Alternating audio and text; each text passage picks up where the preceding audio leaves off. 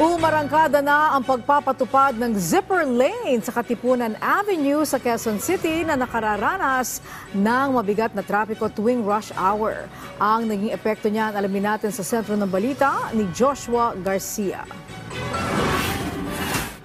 Sinimulan na ngayong araw ng MMDA at Quezon City LGU ang dry run ng zipper lane para sa mga sasakyan na dumadaan sa southbound lane ng Katipunan Avenue, Quezon City. Bagay na ikinatuwa ng mga motorista. Anila kahit papaano raw ay maiibsan ang bigat ng daloy ng trapiko sa naturang lansangan na karamihan ay papasok sa mga eskwelahan. So okay siguro yan, para dito sa kanan, maruwag. Oo, kasi masikip dyan. Yung sakop nila 3 lanes dyan eh.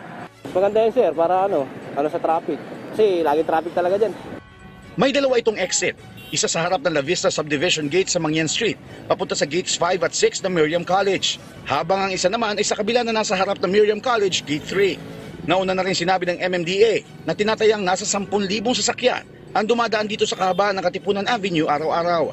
May mga nakadeploy din na uniform personnel sa kahabaan ng Katipunan Avenue na kinabibilangan na nasa mahigit 20 tauhan mula sa QCLGU at MMDA para gabayan ng mga sasakyan sa pagitan ng zipper lane at ng U-turn slot para sa mga motoristang balak kumaliwa sa CP Garcia Avenue.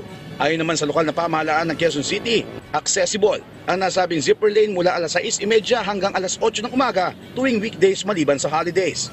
Samantala, pinag-aaralan na rin ng MMDA kung paano maiibsan ang inaasahang bigat ng trapiko sa EDSA, C5, Balintawak at Commonwealth, lalo ngayong bare months.